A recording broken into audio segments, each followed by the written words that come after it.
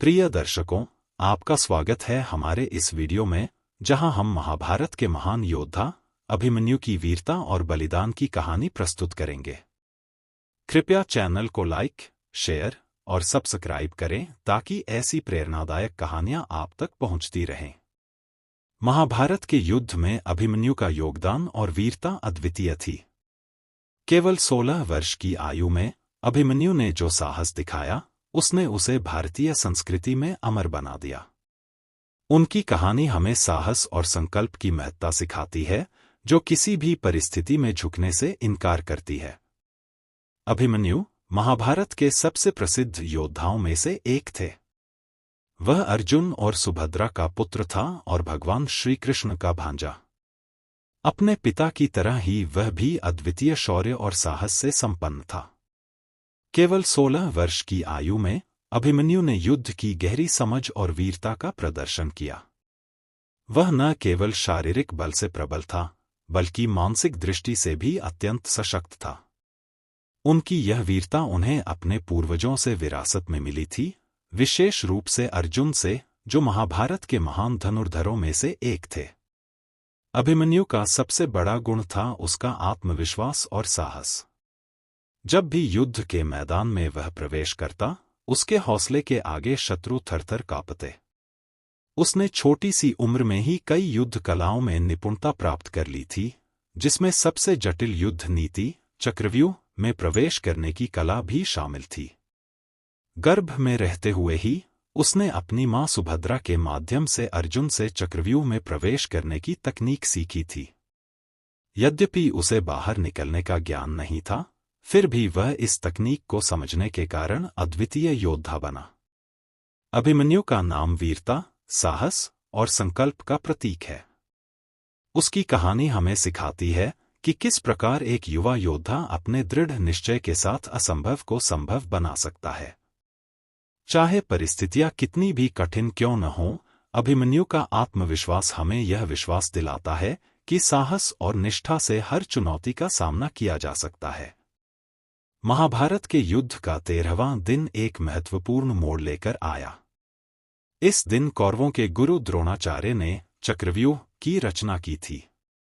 चक्रव्यूह एक ऐसी गूढ़ युद्ध नीति थी, जिसे भेदना लगभग असंभव माना जाता था। कौरवों का उद्देश्य इस चक्रव्यूह में अर्जुन को फंसाना था ताकि युद्ध में पांडवों की हार सुनिश्चित की जा सके।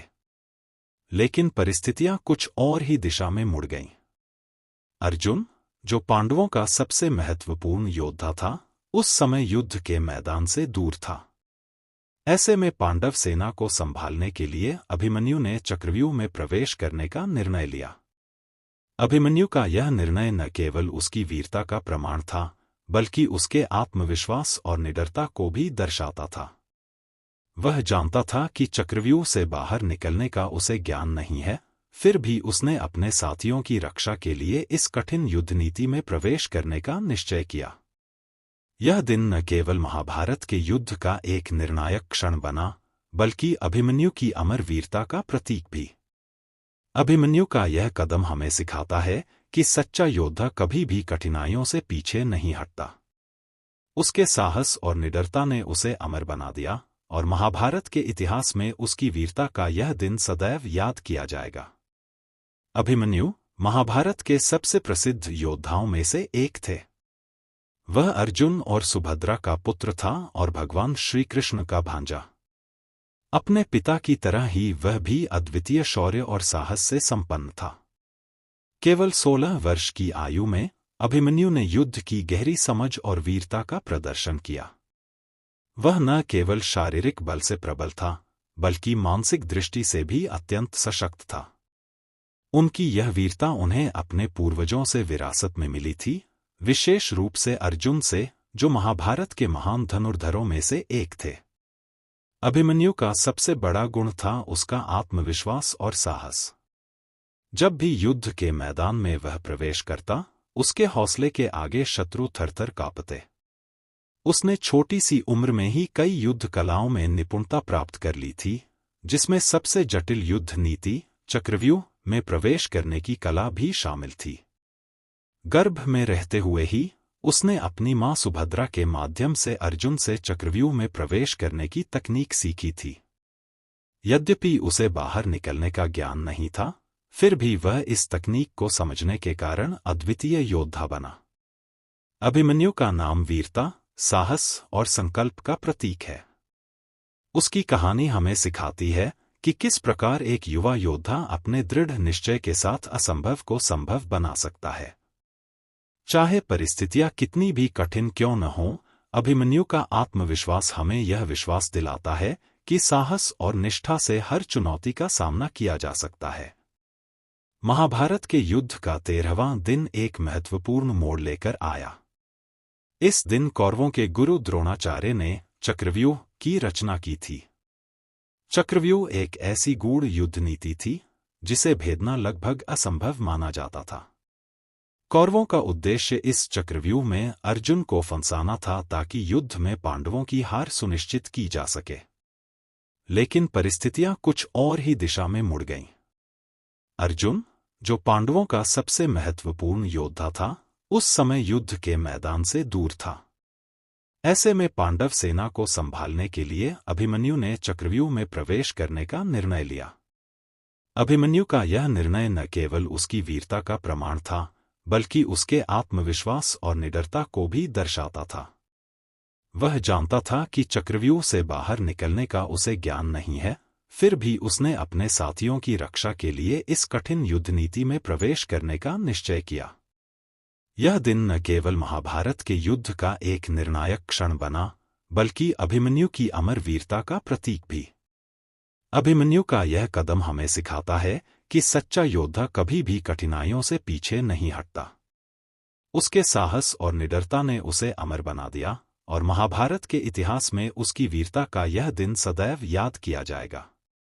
अभिमन्यु ने महाभारत के युद्ध में जिस प्रकार से चक्रव्यूह में प्रवेश किया, वह उसकी अद्वितीय साहसिकता और निडरता का प्रतीक है। चक्रव्यूह एक जटिल युद्ध संरचना थी, जिसे किसी भी योद्धा के लिए भेदना अत्यंत कठिन माना जाता था। केवल कुछ ही लोग थे जिन्होंने इस युद्ध नीति का ज्ञान प्राप्त किया था, और उसमें प्रवेश करना अपने आप में एक बड़ी चुनौती थी। अभिमन्यु ने इस चुनौती को स्वीकार किया और अपने पिता अर्जुन के अभाव में पांडवों की ओर से चक्रव्यूह में प्रवेश किया। चक्रव्यूह में प्रवेश करते समय अभिमन्यु के हृदय में उत्साह और आत्मविश्वास भरा हुआ था। उसकी इच्छा थी कि वह अपने परिजनों और अपने धर्म की रक्षा के लिए कुछ भी कर गुजरे। जैसे ही उसने चक्रव्यूह में कदम रखा, उसने अपने अद्वितीय युद्ध कौशल का प्रदर्शन किया और कई प्रमुख कौरव योद्धाओं को पराजित किया। उसके साहस ने कौरवों की सेना में हड़कंप मचा दिया, और वे समझ गए कि उनके सामने एक असाधारण योद्धा खड़ा है। अभिमन्यु ने चक्रव्यूह में प्रवेश करते ही अपने पहले प्रतिद्वंद्वी गुरु द्रोणाचार्य का सामना किया। उसने न केवल द्रोणाचार्य के धनुष को काट दिया, बल्कि कर्ण और कृतवर्मा जैसे महारथियों पर भी गंभीर प्रहार किए। उसकी वीरता और धैर्य का कोई मुकाबला नहीं था। उसने बिना रुके, बिना झुके एक के बाद एक प्रतिद्वंद्वी को हराया और चक्रव्यूह की गहराई में प्रवेश करता चला गया। यह अद्वितीय योद्धा अपनी कम उम्र के बावजूद ऐसी वीरता दिखा रहा था, जो महाभारत के युद्ध में अमर हो गई। अभिमन्यु का यह वीरतापूर्ण कदम हमें सिखाता है कि अगर संकल्प दृढ़ हो और मन में साहस हो, तो किसी भी कठिन परिस्थिति को आसानी से पार किया जा सकता है।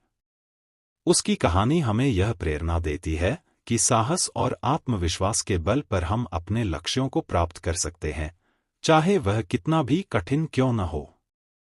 चक्रव्यूह में प्रवेश करने के बाद अभिमन्यु ने अपने अद्वितीय साहस और युद्ध कौशल का परिचय देते हुए कई प्रमुख कौरव योद्धाओं का सामना किया। इस भीषण युद्ध में उसने दुर्योधन, कर्ण, दुशासन और अन्य महारथियों के साथ अकेले मुकाबला किया।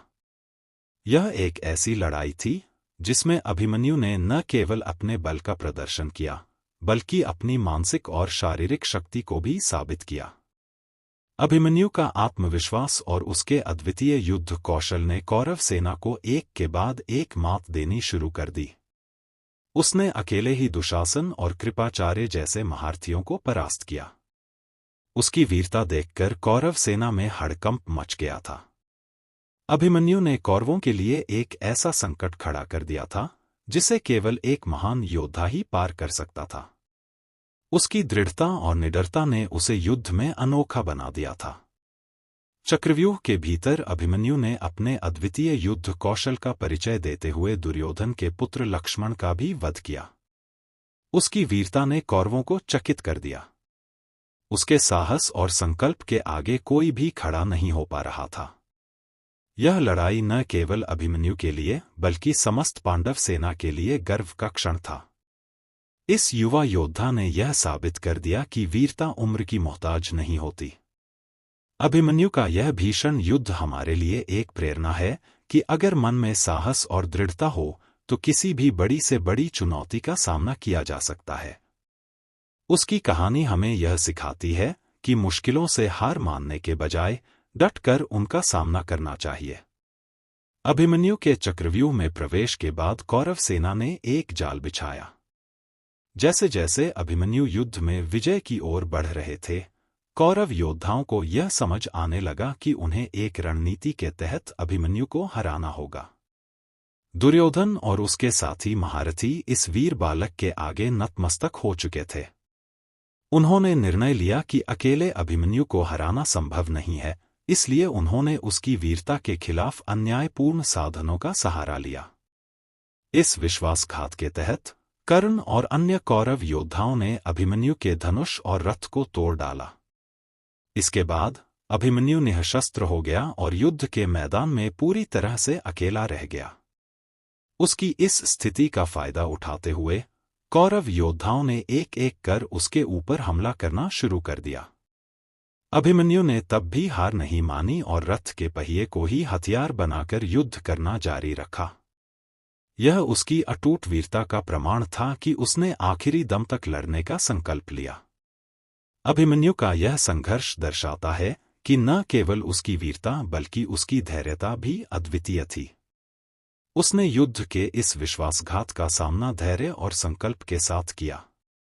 कौरवों की संयुक्त योजना के बावजूद अभिमन्यु ने अंत तक हार नहीं मानी और अपने संकल्प को जीवित रखा।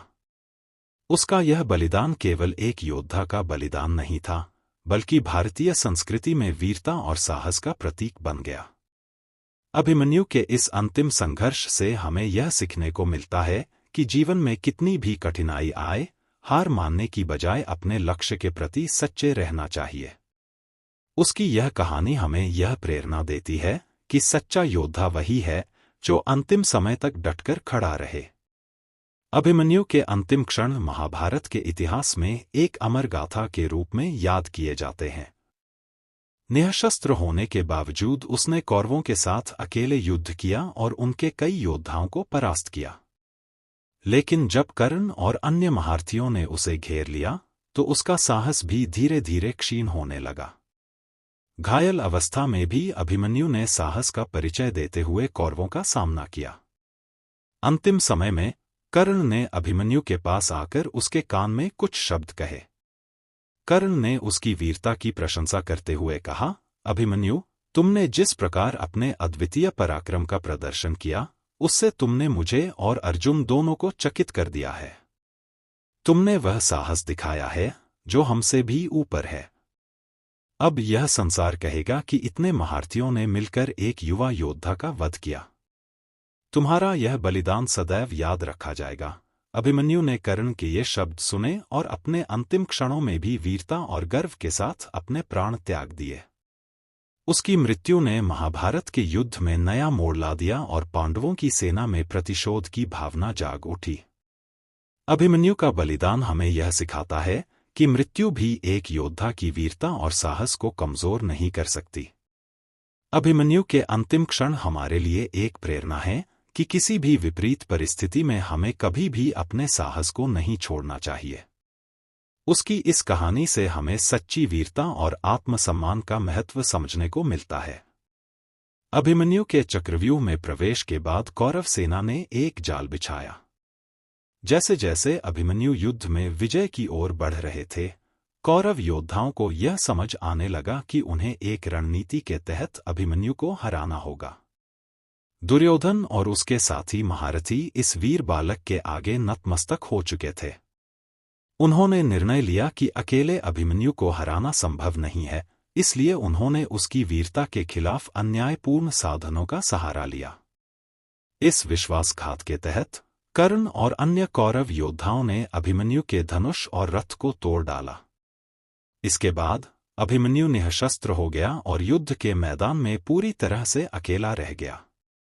उसकी इस स्थिति का फायदा उठाते हुए कौरव योद्धाओं ने एक एक कर उसके ऊपर हमला करना शुरू कर दिया। अभिमन्यु ने तब भी हार नहीं मानी और रथ के पहिए को ही हथियार बनाकर युद्ध करना जारी रखा। यह उसकी अटूट वीरता का प्रमाण था कि उसने आखिरी दम तक लड़ने का संकल्प लिया।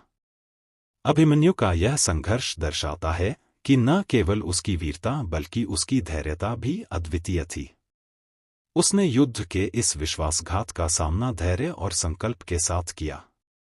कौरवों की संयुक्त योजना के बावजूद अभिमन्यु ने अंत तक हार नहीं मानी और अपने संकल्प को जीवित रखा। उसका यह बलिदान केवल एक योद्धा का बलिदान नहीं था, बल्कि भारतीय संस्कृति में वीरता और साहस का प्रतीक बन गया। अभिमन्यु के इस अंतिम संघर्ष से हमें यह सीखने को मिलता है कि जीवन में कितनी भी कठिनाई आए, हार मानने की बजाय अपने लक्ष्य के प्रति सच्चे रहना चाहिए। उसकी यह कहानी हमें यह प्रेरणा देती है कि सच्चा योद्धा वही है जो अंतिम समय तक डटकर खड़ा रहे। अभिमन्यु के अंतिम क्षण महाभारत के इतिहास में एक अमर गाथा के रूप में याद किए जाते हैं। निःशस्त्र होने के बावजूद उसने कौरवों के साथ अकेले युद्ध किया और उनके कई योद्धाओं को परास्त किया। लेकिन जब कर्ण और अन्य महारथियों ने उसे घेर लिया, तो उसका साहस भी धीरे धीरे क्षीण होने लगा। घायल अवस्था में भी अभिमन्यु ने साहस का परिचय देते हुए कौरवों का सामना किया। अंतिम समय में कर्ण ने अभिमन्यु के पास आकर उसके कान में कुछ शब्द कहे। कर्ण ने उसकी वीरता की प्रशंसा करते हुए कहा, अभिमन्यु, तुमने जिस प्रकार अपने अद्वितीय पराक्रम का प्रदर्शन किया, उससे तुमने मुझे और अर्जुन दोनों को चकित कर दिया है। तुमने वह साहस दिखाया है जो हमसे भी ऊपर है। अब यह संसार कहेगा कि इतने महारथियों ने मिलकर एक युवा योद्धा का वध किया। तुम्हारा यह बलिदान सदैव याद रखा जाएगा। अभिमन्यु ने कर्ण के ये शब्द सुने और अपने अंतिम क्षणों में भी वीरता और गर्व के साथ अपने प्राण त्याग दिए। उसकी मृत्यु ने महाभारत के युद्ध में नया मोड़ ला दिया और पांडवों की सेना में प्रतिशोध की भावना जाग उठी। अभिमन्यु का बलिदान हमें यह सिखाता है कि मृत्यु भी एक योद्धा की वीरता और साहस को कमजोर नहीं कर सकती। अभिमन्यु के अंतिम क्षण हमारे लिए एक प्रेरणा है कि किसी भी विपरीत परिस्थिति में हमें कभी भी अपने साहस को नहीं छोड़ना चाहिए। उसकी इस कहानी से हमें सच्ची वीरता और आत्मसम्मान का महत्व समझने को मिलता है। अभिमन्यु की मृत्यु महाभारत के युद्ध में एक निर्णायक मोड़ साबित हुई। उनकी वीरता और बलिदान ने केवल पांडवों को ही नहीं, बल्कि समस्त भारतीय संस्कृति को गहरे तक प्रभावित किया। अभिमन्यु के बलिदान से पांडव सेना में कौरवों के प्रति प्रतिशोध की भावना और भी तीव्र हो गई। उसकी मृत्यु ने पांडवों के दिलों में न्याय और सत्य की स्थापना के लिए लड़ने का संकल्प और मजबूत कर दिया। अभिमन्यु की मृत्यु ने पांडव पक्ष को गहरी चोट दी, विशेष रूप से अर्जुन को, जो अपने बेटे के बलिदान से बेहद दुखी था। अभिमन्यु का निधन अर्जुन के लिए व्यक्तिगत हानि से कहीं अधिक था। यह एक ऐसा आघात था जिसने अर्जुन के मन में कौरवों के खिलाफ प्रतिशोध की आग भड़का दी। महाभारत का यह युद्ध केवल एक सत्ता संघर्ष नहीं रह गया था, यह अब न्याय और अन्याय की लड़ाई बन गया था, जिसमें अभिमन्यु के बलिदान ने पांडवों को एकजुट किया और उन्हें अपना उद्देश्य स्पष्ट किया। अभिमन्यु की मृत्यु ने भारतीय समाज में वीरता और बलिदान का प्रतीक बनकर सभी को प्रेरित किया। आज भी उसकी कहानी हमारे समाज में साहस, निडरता और आत्मसमर्पण का प्रतीक मानी जाती है। अभिमन्यु का बलिदान यह सिखाता है कि सत्य और धर्म के मार्ग पर चलते हुए जीवन का अंत भी सम्मानजनक हो सकता है। उसने हमें यह समझने में मदद की कि सच्चा योद्धा वही होता है जो अपने कर्तव्यों के लिए अपने जीवन का बलिदान देने के लिए भी तैयार रहता है। अभिमन्यु के बलिदान का यह प्रभाव हमें यह प्रेरणा देता है कि हमें भी जीवन में अपनी जिम्मेदारियों और कर्तव्यों के प्रति सच्चा और निष्ठावान होना चाहिए। उसकी कहानी हमें साहस, संकल्प और निष्ठा का महत्व सिखाती है और जीवन में आने वाली चुनौतियों से निडर होकर सामना करने का संदेश देती है। अभिमन्यु की वीरता और बलिदान से हमें सच्ची निडरता और आत्मसंयम का सबक मिलता है। उसकी कहानी हमें यह सिखाती है कि चाहे परिस्थितियां कितनी भी कठिन क्यों न हों, हमें साहस और संकल्प के साथ उनका सामना करना चाहिए। यदि आपको इस कथा से प्रेरणा मिली हो तो कृपया इस वीडियो को लाइक, शेयर और सब्सक्राइब करें और अभिमन्यु की अमर गाथा को औरों तक पहुंचाएं। हर हर महादेव। थैंक्स टीके जी।